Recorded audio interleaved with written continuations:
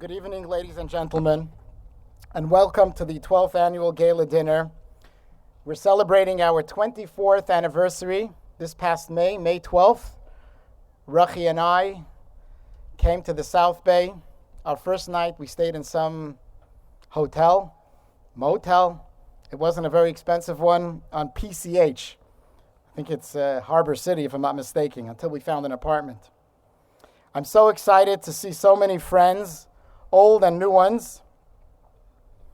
So I'd like to begin our program for a moment by asking everybody to please take your right hand, place it over your eyes. We're going to recite the prayer of Shema Yisrael. Together, Shema Yisrael, Adonai Eloheinu, Adonai Echad. Hear, O Israel, the Lord is our God, the Lord is one. A few years ago, a couple from our community took a flight to Australia for a 2-week vacation to celebrate their 40th anniversary. And suddenly, over the public address system, the captain announces, "Ladies and gentlemen, I'm afraid I have some very bad news. Our engines have ceased functioning and we will attempt to do an emergency landing." Luckily, the captain announced, "I see an uncharted island below us and we should be able to land on the beach. However, the odds are that we may never be rescued and we will live on the island for the rest of our lives." Thanks to the skill of the flight crew, the plane lands safely on the island. An hour later, Abe, who is the husband, he turns to his wife and asks her, "Honey, Esther, did we pay our $5,000 pledge to PBS?" And she says, "Sweetheart, of course I paid that pledge. I always send our payments in time," she responds. And Abe, still shaken from the crash landing, asks Esther, "Did we pay our American Express card yet?" "Of course," she says. "I would never want to make a late payment. Who wants to incur any finance fees or late fees?" "One last thing, Esther. Did you remember to send a check for the $1,000 we pledged to Chabad of Palos Verdes?" he asks. "Oh, forgive me, A.B.," begged Esther. "I didn't send that one." Abe grabs her and gives her the biggest kiss in 40 years. She's astonished. And Esther pulls away and asks him, "So why did you kiss me? Why are you so happy?" And Abe answers, "They'll find us." True.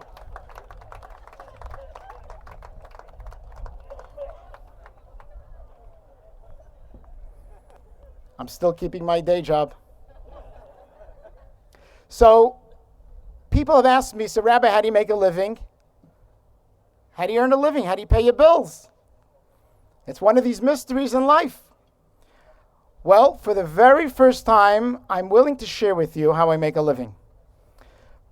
But let me tell you how I make a living, but I'll tell it to you through a story.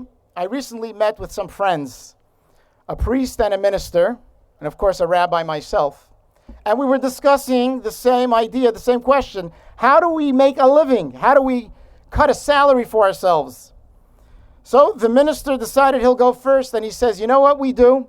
He says, "Every Sunday we come together and we do our prayers, and after prayers we ship around the money basket, and people put money. And when everybody leaves, I take the money basket, I go into the parking lot, and I draw this big circle. I take the money, and I throw it up high up in the air. And then all the money that falls into the circle, within the circle, I keep for myself. And all the money that falls outside of the circle, I give back to the church." The priest says, "Wow, that's interesting. I do something very similar." And the priest says, "We collect money, we send around the money basket, and everybody puts money inside. And then I go outside into the parking lot when everybody's gone. I draw a big circle, I throw up the money, and all the money that falls into the circle I give to God, but the money outside the circle I keep." And I said to them, "Wow, that's interesting, because in my parking lot, that's exactly what I do. The only difference is that on Shabbat we don't collect money, but thank goodness for the Sunday morning minyan. Sunday morning we have a minyan, we put on tefillin, we have a charity box, and people give tzedakah. So I too, when everybody leaves, after we had our bagels and we had our lox and bagels and our salads and hummus, I go outside, I draw my circle, and I take the tzedakah box, and I open it up, and I throw it up into the sky, all the money. And all the money that remains in heaven goes to God. And all the money that falls onto the ground belongs to me. And that's how I make a living. Thought you might be interested. I want to take this opportunity to thank a few individuals who have been very instrumental in all the work that we do here at Chabad on multiple levels. So I'd like to first thank the builders of Chabad of Palos Verdes, and I'd like to ask you to give a round of applause after I announce the 5 names. These are the builders of Chabad of Palos Verdes. These are people that I can come to, and I can ask for some help to help our community here in Palos Verdes and in the South Bay and San Pedro. So I'd like to thank Jack and Julie Goldberg, Jack and Gwen Friend, Michael and Emma Siegel, David Wolpe, Emil, and Pauline Yusufzada.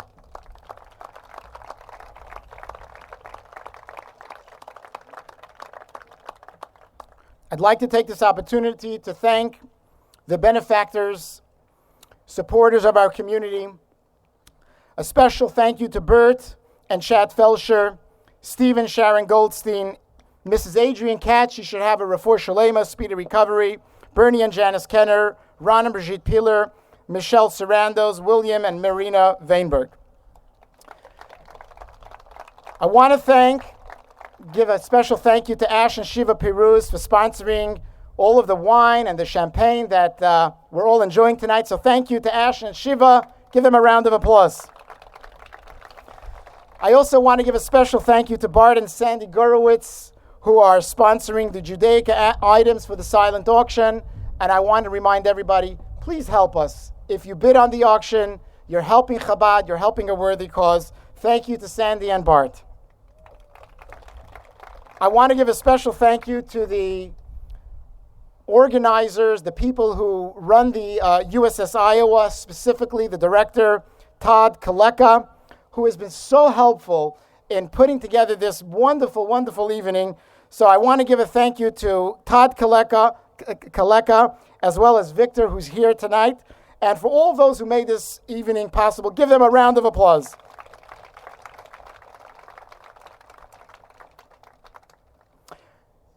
I want to give a personal thank you on behalf of the Jewish community throughout the entire United States and the entire world, to thank every veteran of this battleship, USS Iowa, for their service.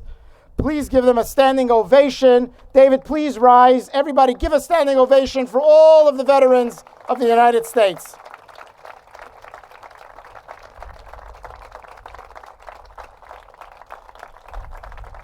Thank you so much. You all may be seated. Tonight, everybody on their table, on your beautiful dinner tables, you've been given an honor roll. This is the honor roll that bring an opportunity to help the Chabad of Palos Verdes to fund all of the beautiful programs that we participate in during the entire year. And all of you, I think everybody here, sitting here tonight, is a part of this honor roll. It's impossible to name every one of you. But I want to say to you, a $5 donation, an $18 donation, $36 is not small money. It's nothing that we sneeze at. It's so important and so vital for all the work that we do. And people have contributed in multiples of 36, 18, 1,800, 5,000. So give a round of applause for everybody here who has participated in our honor roll. Tonight, this event is a beautiful event, and you come here and you see how beautiful the tables are set. The silent auction is set up so beautifully. There are so many details to this evening and this dinner. that I can't describe how much it takes to put together. But it takes some people and a lot of effort to put this thing together. So I'd like to thank all the women who have helped to organize this beautiful evening, and the success of tonight's beautiful event could not have happened without their sincere devotion. So I'd like to thank a special thank you to Julie Goldberg, Paya Dozentis, Mio Efron, my wife Rachi, Adriana Orlando, Pauline Yusufzada, and Limor Wasserstrom. Give them a round of applause, ladies and gentlemen. Whenever you call Chabad, you always get a friendly answer on the other side on the line, unless I answer the call. But most of the times, it's our devoted administrator, rabbi's assistant, whatever you want to call her. But everybody loves to talk to Miho. We should start a show called Everybody Loves to Talk to Miho. Please, Miho, stand up. Give her a round of applause for being the administrator of Chabad of Palos Verdes. Mio, you got to stand up. Come on. Keep standing. Finally, my last thank you goes to the most important person that makes the wheels of Chabad turn. And that is none other than Rachi, my wife, the mother of our children. Rachi inspires me. She's the one who keeps the force going, the energy going. Rachi inspires many of you, men and women and children, and I'm always amazed at her devotion, and I continue to marvel at her energy and enthusiasm. It's totally, truly awesome and totally remarkable. I could tell you the efforts that she puts into every program, and I know how hard it is to put together a program. Trust me, when you come to a class, whether the rabbi is giving it, whether Rachi is giving it, hours are spent in preparation of that class and having you in mind. And I see the preparation that Rachi does to teach the women, whether it's one woman or 20 women, it doesn't matter. But the amount of time that she puts in, the devotion and love and energy that she puts in is totally awesome and totally special, very special. So I'd like to ask everybody, please give Rachi a wonderful round of applause.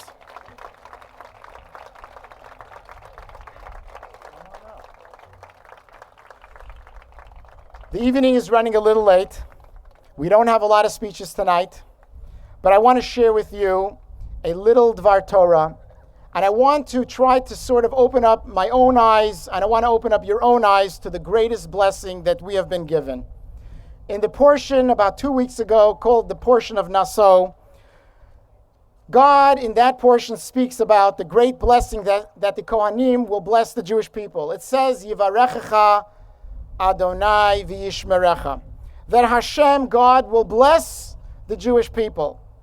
V'yishmerecha, and He will protect them. And the rabbis say, Yivarechecha, what does it mean to be blessed? Blessings can take place in many different facets, in many different dimensions, and in many different ways. And the rabbis say that Yivarechecha is specifically for one blessing. And what is that blessing? That is the blessing of wealth. The blessing of wealth, the first blessing that the Kohen gives on every holiday, the blessings that mothers and fathers give their children before we light the Shabbat candles and make the Kiddush on Friday night, is that we should be wealthy, we should have monetary wealth. That's the first thing. But that blessing alone is a double-edged sword. How many people out there in the world have won lotteries? How many people have made billions of dollars, whether it was Facebook and Microsoft and Google and Twitter, and you name the company, have made billions of dollars, made lots of money. And what has the money brought them? It has brought the people only misery. It has brought them only arrogance. And therefore, the rabbis say, the secondary blessing is v'yishmerecha, you shall be protected. You shall be protected from your own blessing of great wealth. V'yishmerecha tells us that we will remember that this blessing comes not from our toil. It does not come because we're such smart people and we chose the right stocks or we chose to be in the right place at the right time. V'yishmerecha teaches us that we will be protected and we will remember that our blessing of wealth comes from Hashem. And when we remember that blessing, that we are protected, that our wealth is not ours, it is Hashem, we remember that we are each other's brother. We are each other's guarantors. As it says in the Torah, it says, Kol Yisrael Arevim Zebazeh. All of the Jews are guarantors for one another. On table 19, there's a guy by the name of Jack Goldberg. And Jack Goldberg, about an hour ago, took out his hammer and his chisel. Jack, you're sitting in the back over there. He took out his hammer and his chisel, and he began banging under his seat. And I asked him, what are you doing, Jack? And he said that I want to make a hole because I want to go fishing. He wants to fish. He wants to get fish. I said, Jack, what are you, crazy? Everybody's going to drown. The boat's going to sink. The battleship is going to sink. We have a big party, a big fundraiser tonight. He says, I don't care. I paid for this seat, and I can do whatever I want in this seat. I told Jack, that doesn't work that way. If you make a hole under your seat, you know what's going to happen? We're all going to sink together. V'yishmerech, that's a joke. Jack Goldberg is my friend over there. Stand up, Jack, because he's my little punching bag. Whenever I have problems, I call Jack. Give Jack a round of applause. He runs the lighting in my home, believe it or not, my smart home. Wesco smarthomes.com. He's going to pay dearly tomorrow morning for this commercial, for this advertisement. But v'yishmerecha, we have to remember that if you dig your own hole, you think it's about yourself. It's not about yourself. We're all partners in this. We're all on the same battleship. We're all in the same boat. I bless each and every one of us. You should all be blessed with Yivarechecha. You should all have everything that you need. You should all have everything that you desire as long as it is good and it is worthy to make this world a godly world. And most importantly, we should all be blessed with the idea of Yishmerecha. Earlier, a few minutes ago, Michael announced that I was going to announce a very special program.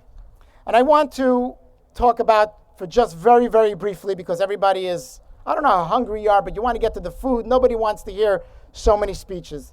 But let me tell you something. We have a great opportunity tonight. Tonight, we're going to begin a program, a new initiative called Lidor Vador. Lidor Vador means from generation to generation. Each one of us here, without exception, is a link in a chain of the past to the future. We are alive today because of the past, but the future is dependent upon us. It is so vital and important that each and every one of us make an investment in the future. And therefore, I want to talk about Midor Vador, and I want to describe it through a beautiful tale in the story of the book of Shemuel. Shemuel was a great prophet, but he was a prophet who was born to a mother by the name of Hannah.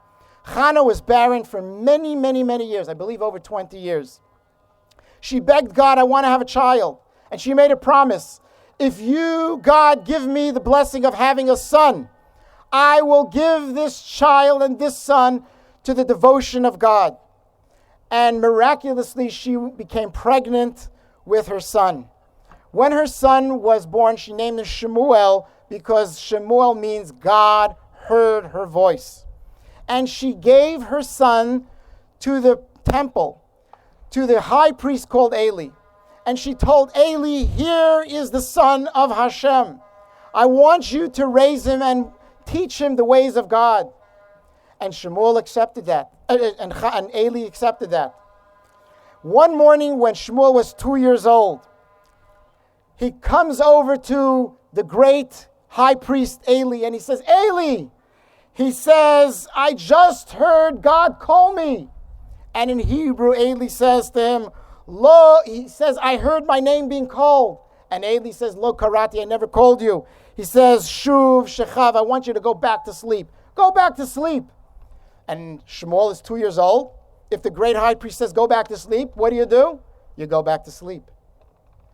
Once again, Shemuel hears a voice from heaven, a voice in his mind, and he hears God, he doesn't know where it's coming from. He runs to Eli, says, did you call me? And Eli says, no, lo karati, shuv shechav, go back to sleep. You're hallucinating, you're dreaming. For the third time he comes to him, he hears a voice calling his name. And finally Eli recognized that this is the God that's calling to him. He recognized that Shemuel is a great prophet and he's hearing the voice of God. Today we stand in a time, in a generation at the crossroads of Judaism.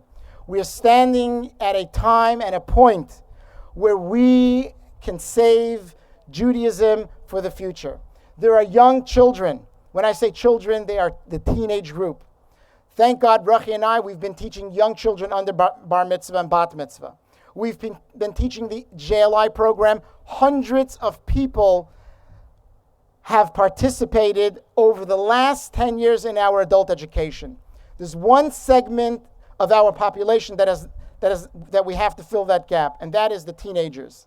And we are going to initiate tonight the C-Team program. On your tables, we have pledge cards. It's specifically funds that are going to go to the C-Team program to attract and to inspire the young people who will be the future of our generation, the next league of Jewish people.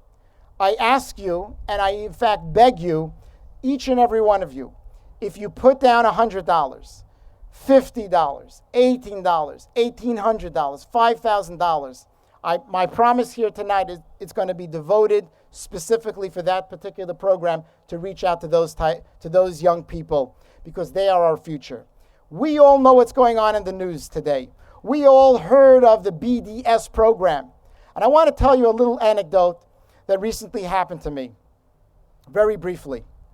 I was invited by one of the young Jewish people in our community in Palos Verdes who happened to move to Los Angeles. And she moved to a house called Moishi House. Anybody ever heard of Moishi House? What's Moishi House? Moishi House is an organization that brings Jewish people together. And in Moishi House, it's only Jewish people, and they speak about Jewish values, and they speak about Jewish topics, so on and so forth. I was invited to the Moishi House to talk to them. Now, you have to understand that I had no clue who I'm going to talk to. I didn't know what to say. I wasn't sure if I would talk in support of Israel, they might throw stones at me. Maybe they'll throw tomatoes at me. If I speak something neutral, maybe they're going to want something more. My decision was I'm going to speak my conviction. What I believe in, if they don't like it, let them argue. Let them ask me questions.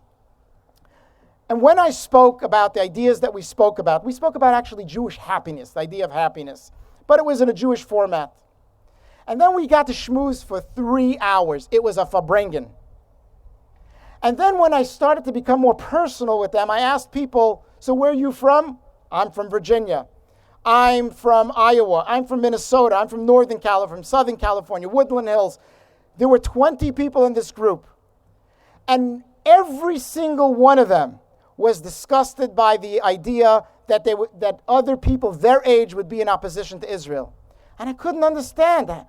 What's wrong with these kids? Most kids today, it's popular to be in opposition to Israel. And you guys are pro-Israel? You guys are standing up for Israel? Something doesn't make sense. But as the conversation continued, I realized that there was one common denominator. And what was that one common denominator? Each and every one of them, without exception, over 20 people, without exception, had a personal relationship with a Chabad rabbi. They knew this rabbi from most of them from before they were bar and bat mitzvah.